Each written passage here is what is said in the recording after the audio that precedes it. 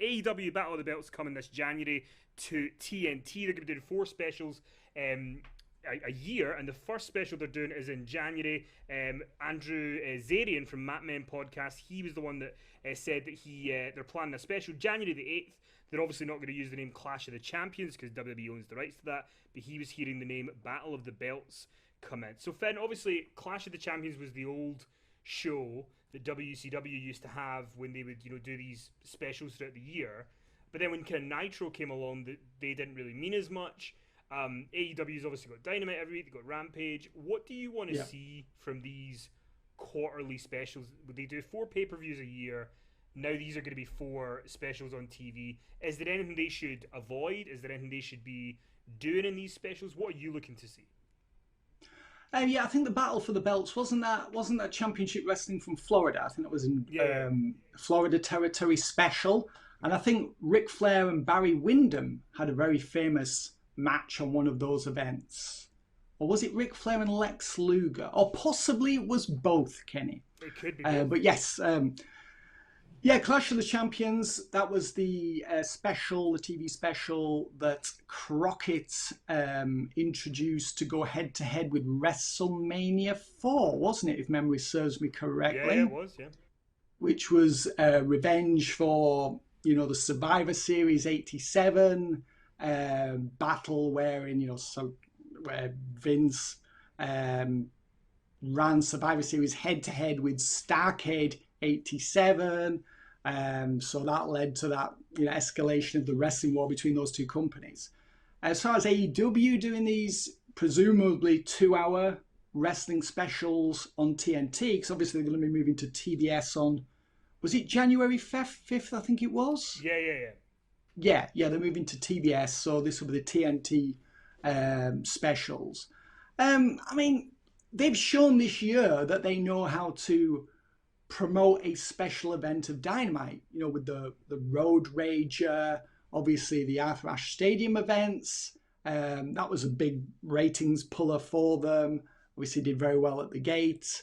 Was the Rampage special with CM Punk making his debut. That was August 20th, wasn't it, Kenny? It was the second episode. The premiere had been headlined, or not headlined, but featured the Kenny Omega versus Christian Cage match, in which Cage captured the Impact World title from Omega. So, there's a lot of scope for them doing specials 4 times a year as a complement to the pay-per-views.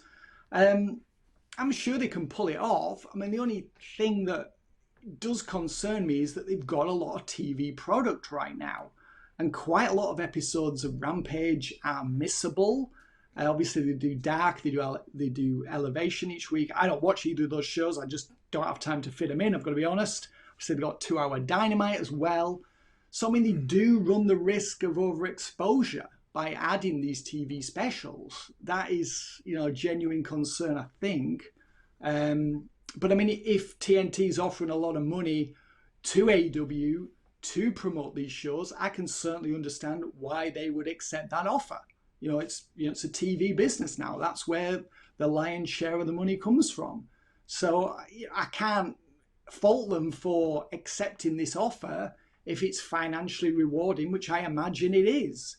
They've just really got to come up with a plan and just start structuring things in a way where they're telling stories that are plotted and densely plotted and plotted for the long run, not the short run, and thus culminate, or perhaps not culminate at the TNT special, escalated or elevated by the TNT special and then culminate at the pay-per-view.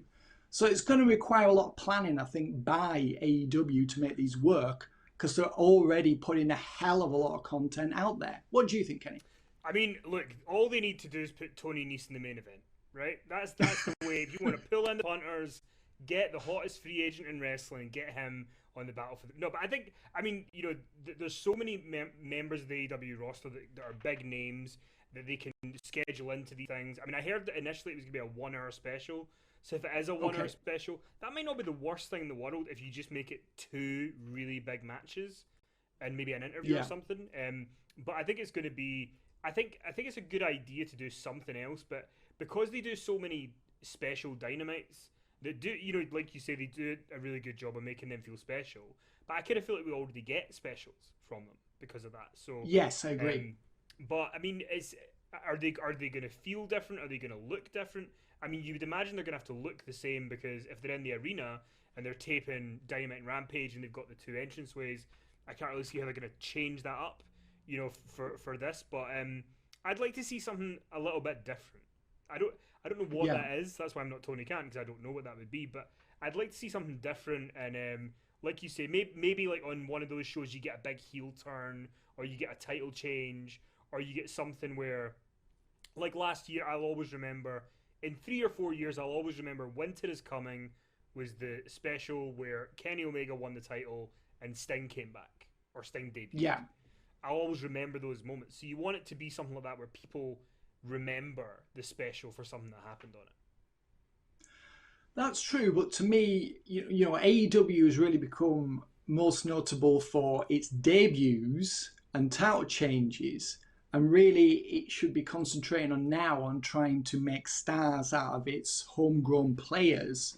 So one of these big shows could be the event on which a Jungle Boy or an MJF or a Darby Allin or whomever, somebody that's an AEW act, does something consequential that's a milestone in their careers rather than, just buying in, bringing in, say, Wyndham Rotunda and say, oh, yeah, we're bringing him in for this show. And that'll be memorable for the signing of another ex-WWE star. So you're effectively buying, these surprises or these memorable moments. And to me, it should be like, these should be building blocks in the process of trying to create stars or build stars and make things better for the long term rather than just bringing someone new in and relying on that, which is something, let's face it, AEW has done again and again. So much of what has elevated AEW in terms of ratings, ratings have gone up a little bit this year, has been based upon hiring at great expense ex WWE talent. I mean, but then maybe one of the specials is when Jungle Boy wins the TNT title or he gets a big moment. Yeah. I think they have done a good job with Darby Allin of making him feel like a big kind of homegrown act. But yeah, they need to take care of both. They need to take care of the homegrown stuff and the big moments and make it work.